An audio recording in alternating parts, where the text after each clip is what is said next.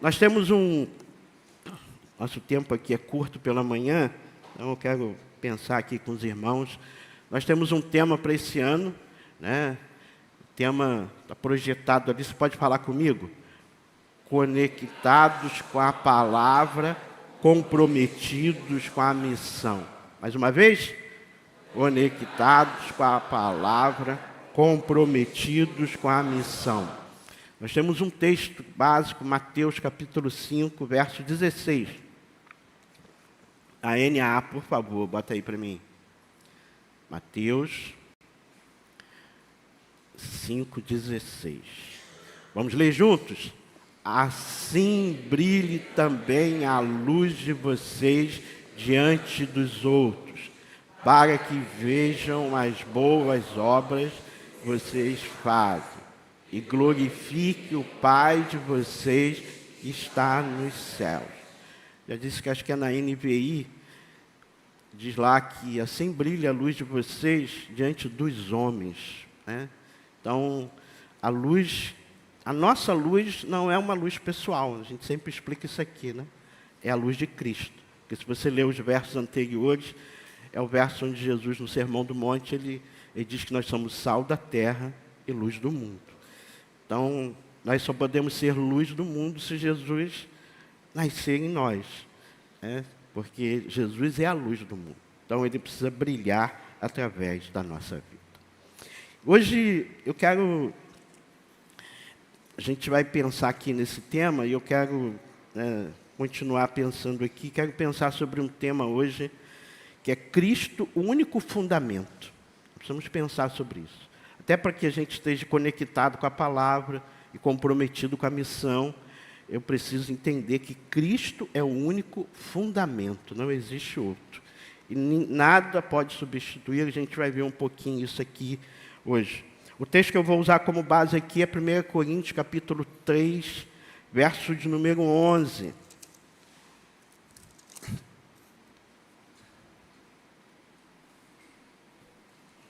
Bota aí na NVI para mim, por favor. Agora é NVI, obrigado. Porque ninguém pode pôr outro alicerce além do que já está posto, que é Jesus Cristo. Pode ler comigo, querido? Vamos lá? Porque ninguém pode pôr outro alicerce além do que está posto, que é Jesus Cristo. Fala para a pessoa que está do teu lado aí. Jesus é o único fundamento. Ele é o único fundamento. Isso parece ser óbvio, né? Assim, o que o pastor vai falar isso aqui, né? Jesus é o único fundamento. A gente sabe disso, eu sei disso, a gente lê o texto. Mas, muitas vezes, as pessoas têm trocado em algumas circunstâncias. Se percebem isso ou não, talvez quando percebem, às vezes é um pouco tarde. E o processo de ter novamente Cristo como fundamento, às vezes demora um pouco mais e é um pouco mais doloroso. Porque, percebendo ou não, às vezes algumas pessoas fazem uma troca nesse fundamento. Estabelecem a sua vida, alicerçam a sua vida em outros fundamentos. E é sobre isso que eu quero aqui falar com você e vou relacionar aqui alguns. Eu tinha um monte, mas tive que escolher alguns, né? Para a gente relacionar. O primeiro deles, quais são, pastor, os fundamentos que as pessoas às vezes estabelecem a sua vida? Personalidades ou líderes religiosos. Então, há pessoas que constroem sua fé sobre pessoas, pastores, pregadores, apóstolos, e hoje em dia está muito em moda, influenciadores cristãos. A palavra já diz, né? Pessoas que influenciam. E quando essas celebridades caem, necessariamente, às vezes, elas não são nem celebridades, né? Mas para você se torna. E quando esse líder cai, a fé dessa pessoa desmorona. Porque o fundamento nunca foi Jesus, mas o homem. E Paulo, nesse texto aqui, ele vai combater isso, porque se você ler o capítulo todo, de capítulo 3 aqui de 1 Coríntios, Paulo vai escrever aquela igreja porque estava existindo uma divisão na igreja. Então, uns eram de Paulo, outros eram de Apolo, né? E Paulo vai chegar, Paulo diz, acho interessante isso, ele diz, quem é Paulo? Né? Quem é Apolo? Então, como é que nós vamos estabelecer um fundamento num homem? E ele está falando dele mesmo, isso é importante, né? E ele vai contra isso. Então, o texto diz aqui que o nosso fundamento precisa ser Jesus. Então, a sua vida não pode estar fundamentada em mim, no seu líder, no seu professor. Claro que nós temos pessoas como referências. Temos, isso é natural. O apóstolo Paulo mesmo diz, né, sejam meus imitadores, enquanto eu sou de Cristo. Então, não há nenhum problema nisso. Mas nós não podemos ter alguém e colocar essa pessoa como um fundamento da nossa vida. Isso acontece, né? Não é difícil acontecer, a gente vê isso replicando aí o tempo todo. Segunda coisa, experiências espirituais. Muitos colocam, né, como base, como fundamento na sua vida, sonhos, profecias, visões, revelações, sentimentos. Se não sentem algo, acha que Deus não está ali. Mas a experiência não sustenta a fé. Quem sustenta a nossa vida é Cristo e a sua palavra. Não estou dizendo que você não possa ter uma experiência com Deus. Eu creio na ação do Espírito Santo. Amém, irmão? Deus faz do jeito que Ele quer, da maneira que Ele quer, da forma que Ele quer. Mas chega um momento que a gente quer controlar isso, né? Que a gente não quer se debruçar diante da palavra, que a gente não quer gastar tempo, não, investir tempo em oração, em leitura, né, em ouvir a voz de Deus. E é mais fácil alguém chegar para você, ou então você ter um sonho, aquele sonho revelamento, né? Que às vezes você tem um sonho que nem é um sonho de Deus, vai conduzir você de uma forma errada. E quando isso não acontece, ou quando isso acontece, na realidade, você está fundamentando a tua fé, a sua vida, né, em experiências espirituais. Que precisa tomar cuidado com isso, que a gente precisa ter o discernimento, aquilo que vem de Deus e aquilo que não vem de Deus. Terceira coisa, eu botei aqui conhecimento por si mesmo, né, ou assim, teologia ou doutrina como fim em si. Conhecer a Bíblia é essencial, mas quando a pessoa confia mais em um sistema teológico que no Cristo vivo, o fundamento muda. A Bíblia aponta para Jesus. Ela não substituiu Jesus. Então, às vezes não adianta você, não estou dizendo que não seja importante você estudar. É extremamente importante, nós aqui valorizamos isso. Temos um departamento que o pastor Carlos é responsável de educação cristã, temos a nossa IBD, temos o curso de teologia, e o desejo que nós temos é de expandir isso. Porque o desejo que nós temos é que você leia a Bíblia, que você estude, que você medite, que você, né, tenha conhecimento. Porque quando nós temos o conhecimento de Cristo, nós crescemos, a Bíblia diz, no conhecimento e na graça dele. Isso aprofunda a nossa relação com Ele. Mas eu conheço muita gente que tem um grande conhecimento, mas não tem prática. Porque não adianta o teu grande conhecimento se você não vive. E Jesus diz isso lá no final lá do Sermão do Monte, quando Ele fala sobre exatamente edificar. Edificar a sua casa na areia ou na rocha. A diferença é quem ouve as palavras de Jesus e cumpre. Esse edifica a sua casa sobre a rocha. Ele fala de prática. Aquele que ouve, mas não pratica, edifica a casa sobre areia. E o texto diz que essa casa vai cair. Por quê? Porque o fundamento está comprometido. Então, o conhecimento é importante, mas o fundamento da nossa vida é Jesus. Amém, irmão? Quarta coisa. Prosperidade e bênçãos. Todo mundo gosta de bênção, eu também, né? Você gosta de bênção, irmão? Amém. E a Bíblia diz que a gente não precisa nem correr atrás da bênção, né? Que a bênção, ela nos alcança. O Senhor já nos abençoa. Mas para alguns o fundamento é ter vitória financeira, sucesso. E quando isso acaba, a fé acaba. Mas Cristo nunca prometeu uma vida sem cruz. Ele prometeu estar conosco em todos os momentos.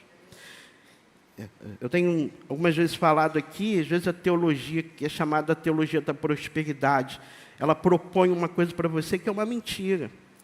Não que eu não creia que Deus, Ele tenha prosperidade para nós. Esse é um desejo de Deus. Qual é o pai que não quer que o seu filho prospere?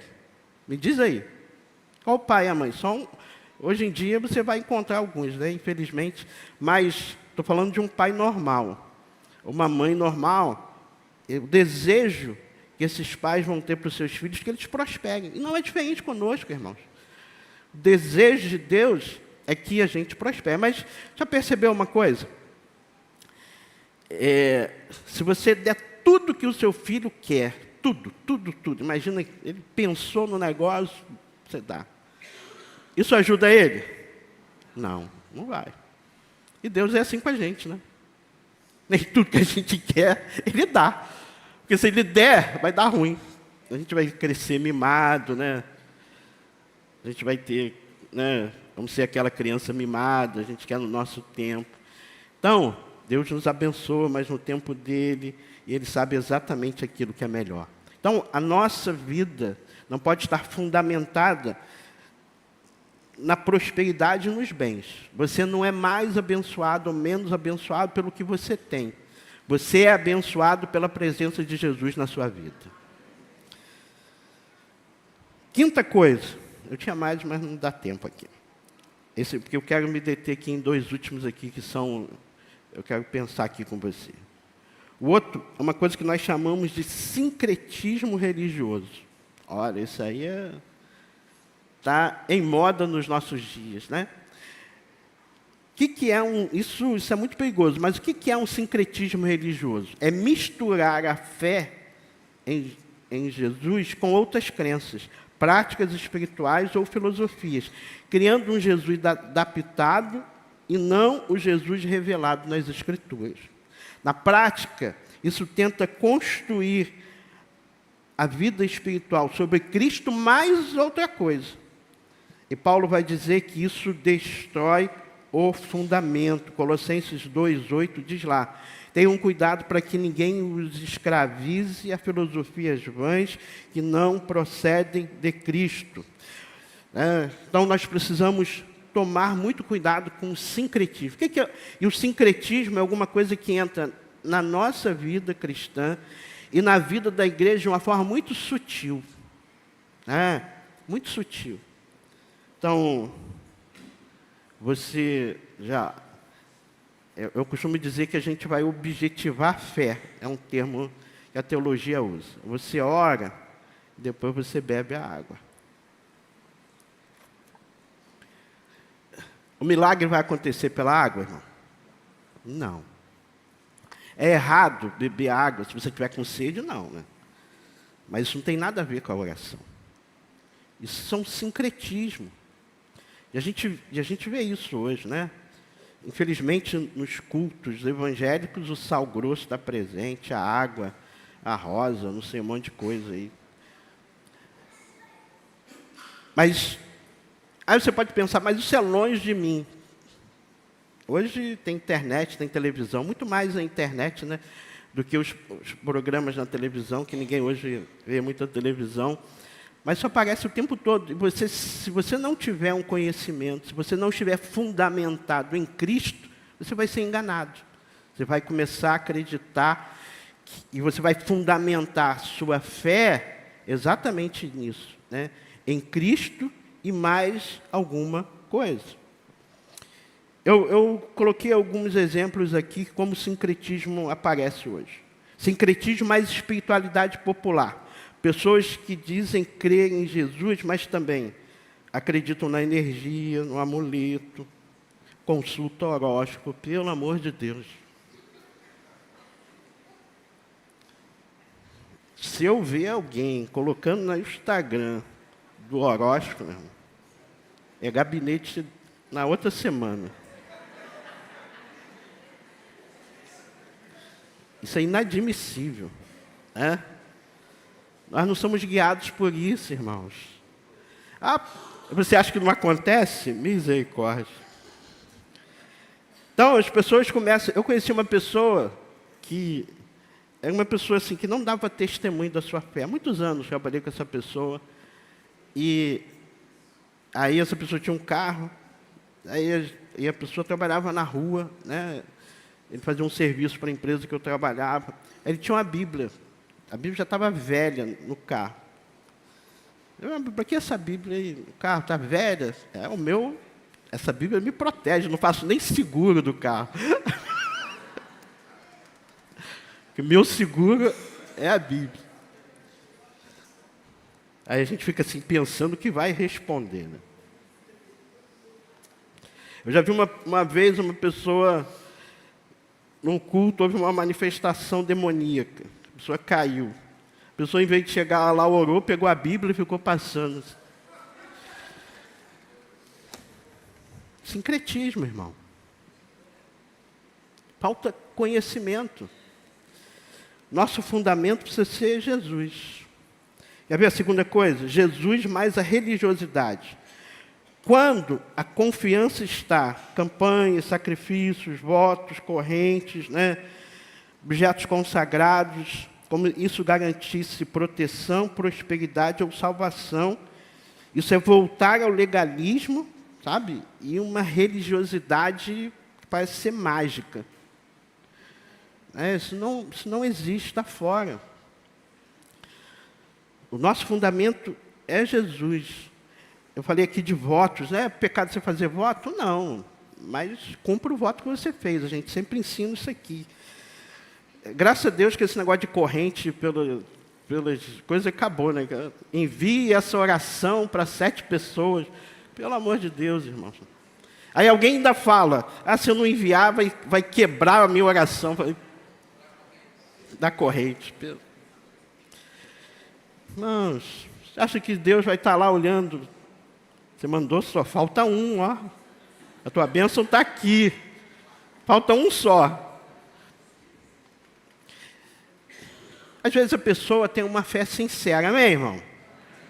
A pessoa tem sinceridade, às vezes é a falta do conhecimento, a instrução. Gente, mas Jesus diz, erramos porque não conhecemos as Escrituras, não conhecemos o fundamento que é Ele. Então, essas coisas, nós não podemos estar firmados nessas coisas. São questões humanas, não são questões espirituais. Outra coisa, Jesus mais autoajuda.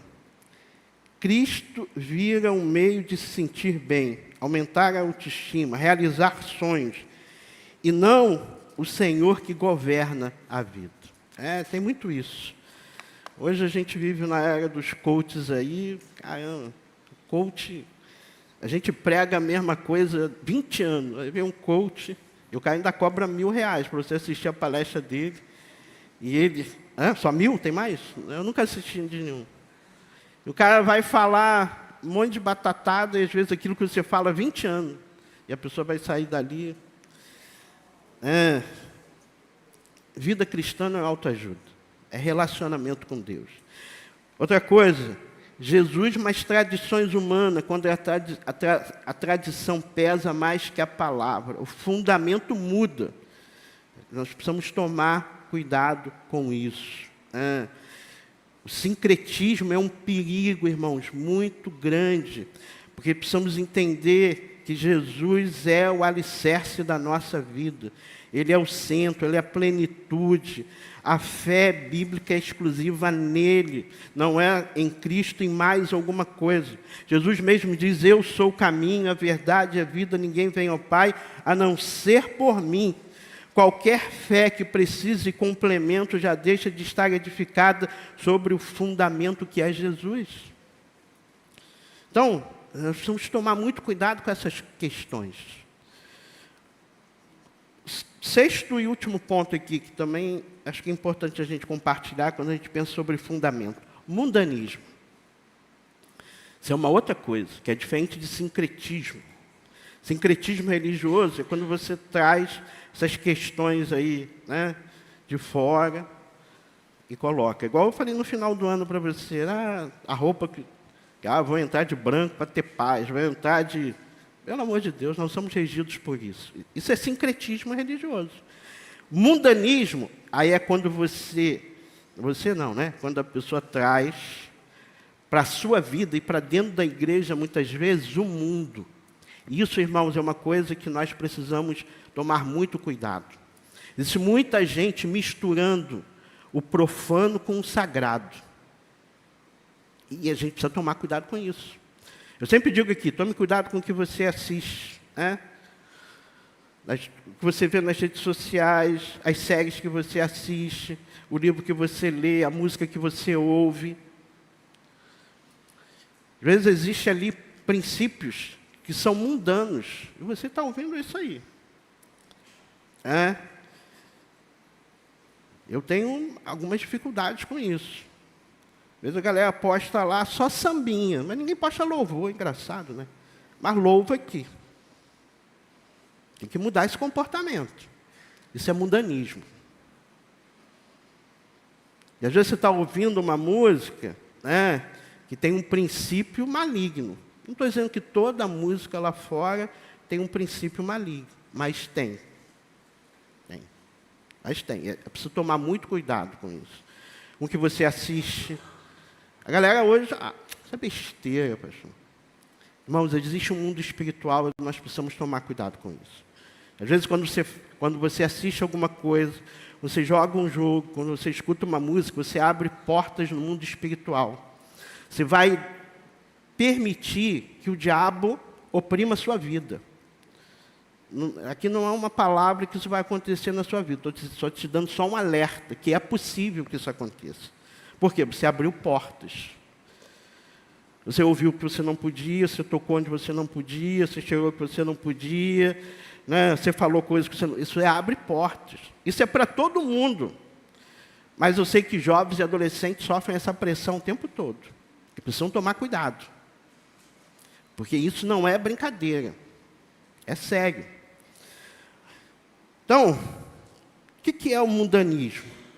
Até porque a gente precisa entender, e quando a gente fala no mundanismo, o sentido de mundo aqui não são as pessoas, mas é o sistema pecaminoso que está no mundo.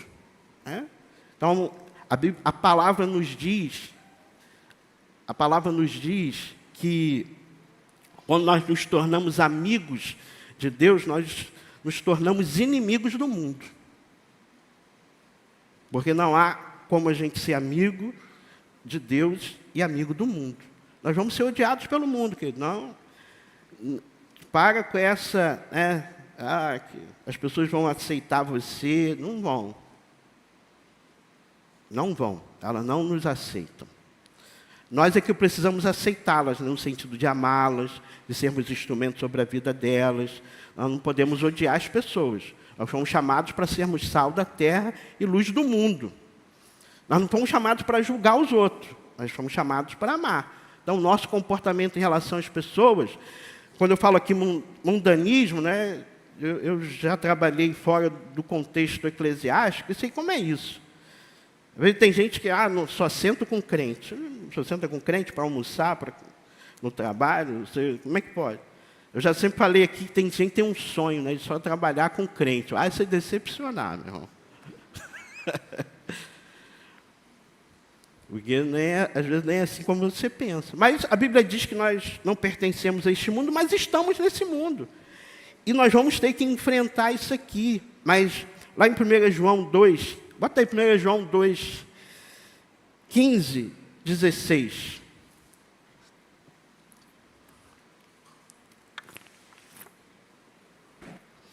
Não ame o mundo, nem o que nele há. Se alguém ama o mundo, o amor do Pai não está nele. Pois tudo que há no mundo, o desejo da carne, o desejo dos olhos e a arrogância da vida não provém do Pai, mas do mundo. Olha só, irmãos. O texto é muito claro, eu não preciso nem explicar a você aquilo que eu estou dizendo. Então, nós precisamos tomar cuidado para a gente não fundamentar a nossa vida nas questões deste mundo. Então, eu separei aqui algumas coisas, olha só. Que a gente precisa pensar aqui quando a gente pensa nessa questão do mundo. Como o mundo vira fundamento na nossa vida? Quando o sucesso define identidade. A pessoa vale pelo que conquista, não por quem é em Cristo Jesus. Então tem muita gente aí se achando. Não é. Porque quem é Jesus. Quando o prazer governa decisões, escolhas feitas com base no que agrada, não no que glorifica a Deus. Isso é muito comum. E às vezes eu já falei isso, acho que domingo passado, lá na classe de EBD que eu dei aula, eu já ouvi gente assim, mas eu não posso dizer não para essa pessoa, que eu vou desagradar essa pessoa. Aí você desagrada a Deus para agradar alguém. Como é que pode? Quem é o mais importante? Quem é o fundamento? Então, nós precisamos tomar cuidado com isso aí. Quando a aprovação das pessoas é mais importante do que Deus, é o que eu falei. Vive-se para ser aceito pela cultura, não para agradar ao Senhor. Quando o estilo de vida não é mais moldado pela palavra, a Bíblia é adaptada para caber no modo de viver, em vez de o modo de viver ser moldado pela palavra. Isso é um perigo muito grande, porque a palavra nos diz, Jesus mesmo diz lá, onde está o nosso tesouro, aí vai estar o nosso coração. Por isso, nós precisamos entender que quem precisa governar a nossa vida não são as coisas deste mundo. Não são as coisas desse mundo. Eu nem botei isso aqui, mas eu quero compartilhar. Às vezes eu vejo pessoas discutindo coisas que não tem. É a mesma coisa quando a pessoa discute dízimo, já viu? Eu já ouvi alguém dizer que só discute dízimo quem não é dizimista. Existem coisas na palavra, que na nossa vida cristã, que, sabe, a gente precisa discutir. Você não precisa, eu posso isso, eu não posso aquilo. Tem um negócio aí que a turma confunde, né?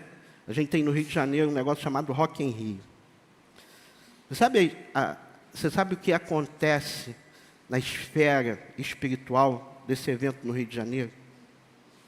Você nem imagina. Já conversei com algumas pessoas que trabalharam no Rock in Rio, diz pastor. É um negócio que o que eu queria era fugir daquele lugar. Maligno. E a gente acha que é normal. Mas há uma esfera espiritual. E por aí vai, né?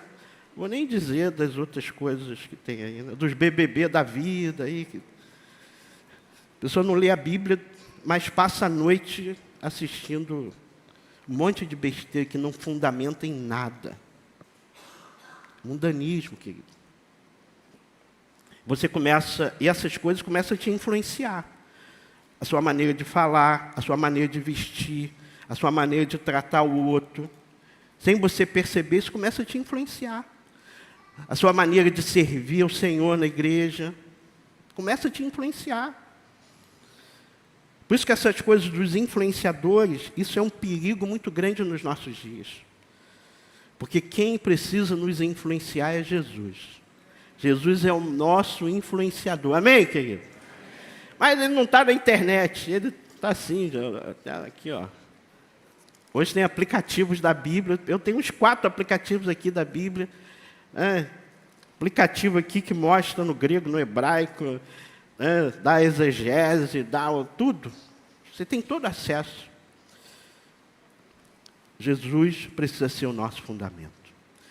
Se você quer estar conectado com a palavra, se você quer estar comprometido com a missão, você precisa ter Cristo como fundamento da sua vida.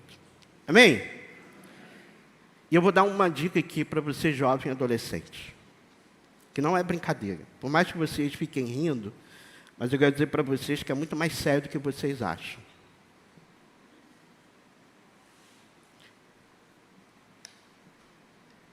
Ouçam o que eu estou dizendo. O mundo é cruel. O diabo, ele só quer roubar, destruir e matar aquilo que Deus tem para a nossa vida. Então, tem essa percepção, sabe? Não leve isso na brincadeira, não. Eu tenho quase 60 anos de idade, mas eu tenho uma responsabilidade sobre vocês. E a minha responsabilidade é falar aquilo que Deus manda eu falar. E cabe a vocês uma coisa: vão obedecer a Deus ou não? Não é obediência a mim, não. E quando eu chegar lá no céu, Senhor, tu falou? Eu falei, né? Eu disse que eu tinha que falar. Mas cabe a você. Porque isso faz a diferença na nossa vida, na nossa trajetória de vida.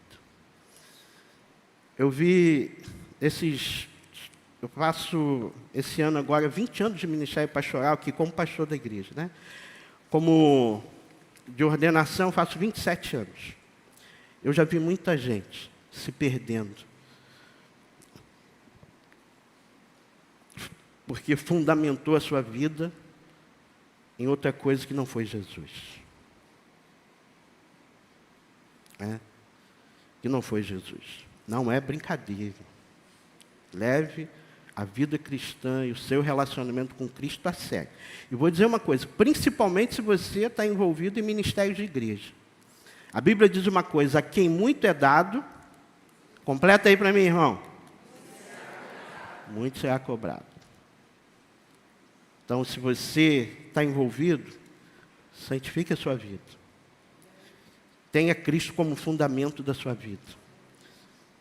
Não para agradar a mim, para agradar ninguém, mas para agradar ao Senhor.